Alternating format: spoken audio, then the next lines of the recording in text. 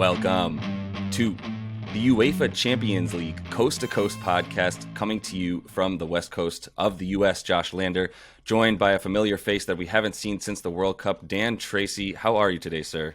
Very well, my friend. I'm just about rested after that frenetic World Cup final, and the Champions League is just around the corner, so what better time to get back in the saddle and start chatting more soccer/football betting.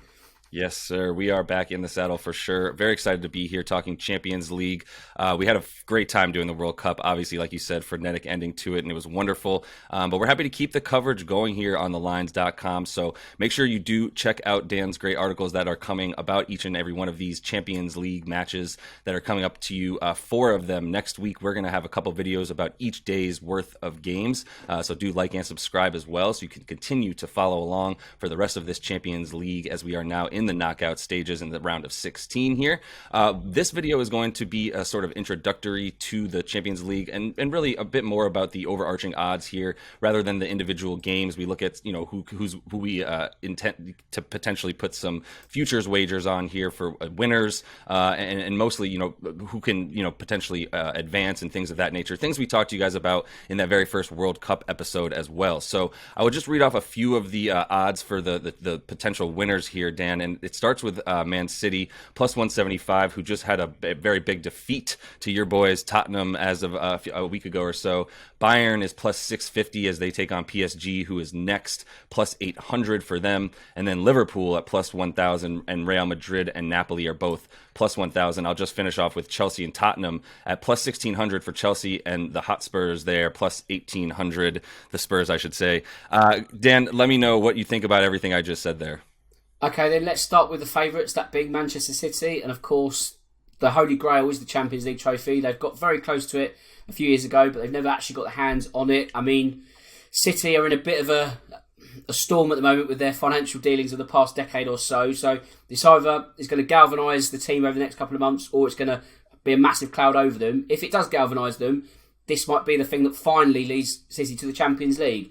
Another thing which might lead City to the Champions League at last is the fact that they're not actually top of the Premier League. So if the title race starts going against them to the point where Arsenal go out into the daylight and they can't be caught, all the eggs of City can be put in one basket, this being the Champions League, and all of a sudden, plus 175 doesn't look too bad a bet. But we've been here before many times with Manchester City. I've lost track of the times at this stage of the year and said City are the favourites. They've got all the components to go all the way, and so on and so forth. They've got Erling Haaland as well. But as stupid as it sounds, they've got Haaland, but they're almost worse as a team. They've got this beast, and at the moment, they don't know how to feed him. He had that amazing start to the season, and he's quite by his own standards, and those standards are amazing, don't get me wrong. So I'm not saying he's a bad player at all, because he's not, let's be honest. But you just kind of think, is the balance of City's team gone completely, it's out of kilter at the moment, and that's the only fear I have for them to win the Champions League at the moment. So although they are the favourites, and you can really make a compelling case for them to finally win it, you can also make a compelling case for them to not win it, and that's why I'd probably just sort of steer clear for them at the moment, maybe see how they navigate through the round of 16 and then see who else is left in the tournament and go from there. So keep your powder dry for Man City. There's more value elsewhere.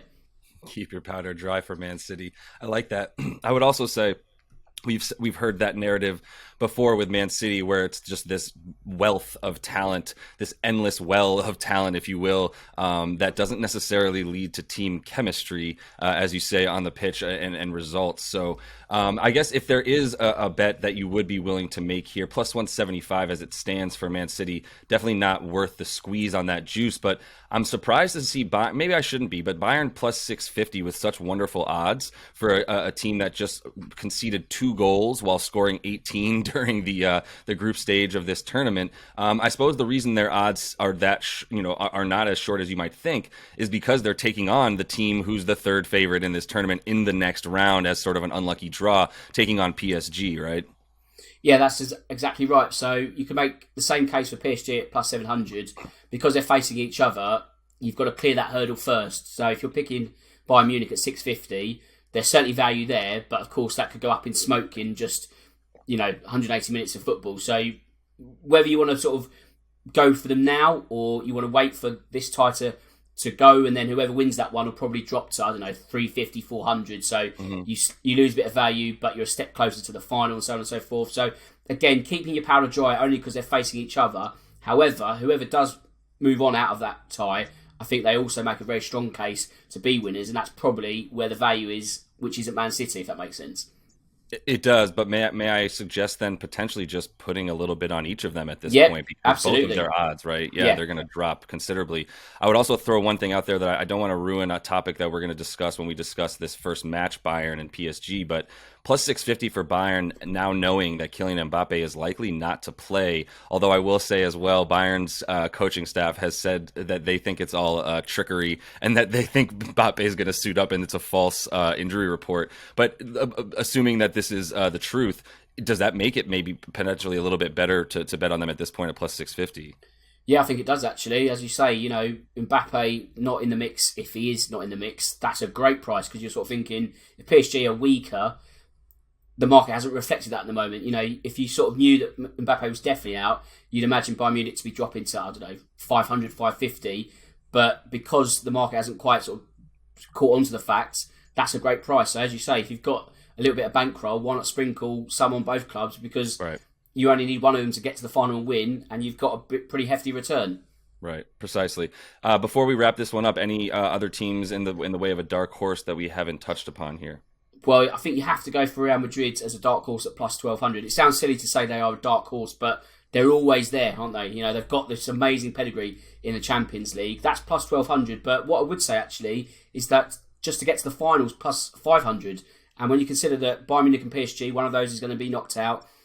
Real Madrid, if they get through this round, they knock out Liverpool. Again, that's another of these plus 1,000 and less teams that have been gone. So that's kind of two big names already out. So you're kind of thinking you've only got to get to the quarterfinals, the semi-finals, and the final. So that's a really decent price if the draw goes their way. So maybe the winning of the title and holding on to the crown might be a bit of a stretch. But to get to the final at plus 500, I think that's great value.